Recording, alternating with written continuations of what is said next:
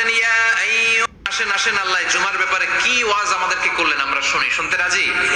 আল্লাহ বললেন ইয়া আইয়ুহাল্লাযীনা আমানু ইযা নুদিয়া লিস-সালাতি মিন ইয়াউমিল জুমআতি ফাসআউ ইলা যিকরিল্লাহি ওয়া যারুল বাই', যালিকুম খায়রুল লাকুম ইন কুনতুম তা'লামুন। পড়েন না আল্লাহু আকবার। আল্লাহ বললেন ও আমার মুমিন বান্দারা শোনো শোনো, আপনাদেরকে অ্যাড্রেস করে আল্লাহ বলছেন ও আমার মুমিন বান্দারা শোনো, ইযা নুদিয়া লিস-সালাতি মিন ইয়াউমিল জুমআ, জুমার নামাজের আযান যখন দেয়া হয়, ফাসআউ ইলা যিকরিল্লাহ, আল্লাহর স্মরণে তোমরা ধাবিত হও। ওয়া যারুল বাই', কেনা বেচা বন্ধ করে দাও। যালিকুম খায়রুল লাকুম ইন কুনতুম তা'লামুন, এটাই তোমাদের জন্য কল্যাণ যদি তোমরা বুঝতে পারো। জুমার নামাজের আযান যখন হয়, ফাসআউ ইলা যিকরিল্লাহ, আল্লাহর স্মরণে তোমরা বের হয়ে যাও। আল্লাহু আকবার।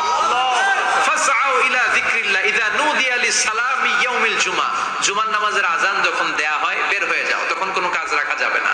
এই আযান দ্বারা উদ্দেশ্য হচ্ছে খতিব সাহেব খুতবা দেওয়ার জন্য মিম্বারে বসলে যে আযানটা দেয়া হয় এই আযান। কথা বুঝতে পেরেছেন? কিন্তু দুর্ভাগ্যজনক হলে সত্য, আমাদের বাংলাদেশে এই আযানটা কেন যেন মুয়াজ্জিন ভাইরা ইমাম সাহেবের সামনে এসে আস্তে আস্তে দেয়, ছোট ছোট করে ইমাম সাহেবের মুখের উপরে দেয়, মাইকে দেয় না। এটা পাইছে কই? এটা যে কোত্থেকে ঢুকছে এক আল্লাহই ভালো জানে। আযান মানে অ্যানাউন্সমেন্ট। আযান মানে কি? কথা বলেন। অ্যানাউন্সমেন্ট কি জোরে হবে না আস্তে? তো সব আযান মাইকে এত সাউন্ড করে, এই আযানটা ইমাম সাহেবের মুখের সামনে এসে ছোট ছোট করে কেন দেয়? এটার কোনো দলিল আছে বলে আমার জানা নাই। এই আযানটা মাইকে হতে হবে। আমি পৃথিবীর যত দেশ ঘুরেছি, অনেক বড় বড় মসজিদে আমি জুমার সালাত করেছি, সব জায়গায় মক্কাতুল মুকাররমা সহ মসজিদে নববী সহ সব জায়গায় খতিব সাহেব জুমার মিম্বারে বসার পরে যে আযানটা দেয়া হয়, এটা অন্যান্য আযানের মতো মাইকে দেয়া হয়।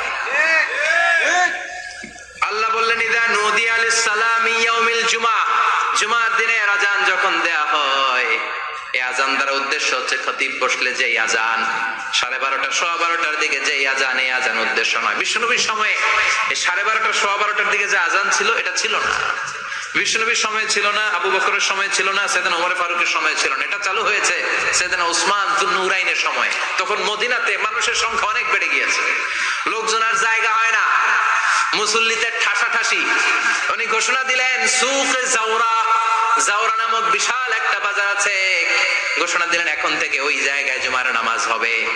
মানুষ যেন আগ থেকে প্রস্তুতি নিয়ে আসতে পারে, এজন্য জাওরা নামক বাজারে উনি আর একটা আযান দেওয়ার প্রচলন করলেন। সুবহানাল্লাহ। সেখান থেকে আজ অবধি আমরা এই অতিরিক্ত আযানটা দিয়ে থাকি। এটা নবীর সুন্নাত না, এটা সাহাবীর সুন্নাত। বিশ্বনবীর সুন্নাহ মেনে নেওয়া যেমনি আবশ্যক, 4 খলিফার থেকে পাওয়া সুন্নাত গুলো মেনে নেওয়া আবশ্যক। বিশ্বনবী বললেন আলাইকুম বিসুন্নতি ওয়া সুন্নাতিল খুলাফায়ে আর-রাশিদিন আল মাহদিয়িন, আমার সুন্নাত ধরবা। হেদায়েত প্রাপ্ত 4 খলিফার সুন্নাত ধরবা। কেমনে ধরবা? ইক্ষু চিনেন? ইক্ষু না গ্যান্ডারি নাকি আখ না কুশাই? হ্যাঁ,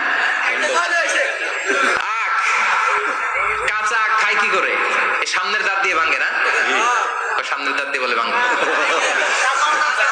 চাপার দাঁত দিয়ে, এই জায়গার দাঁত দিয়ে শক্ত করে ধরতে হয়। বিশ্বনবী বললেন আব্দু আলাইহা বিন নওয়াজিজ, আমার সুন্নাত আর সাহাবীদের সুন্নাতকে চাপার দাঁত দিয়ে আঁকড়ে ধরো, যাতে ছুটে না যায়। চিল্লায় পড়েন আল্লাহু আকবার।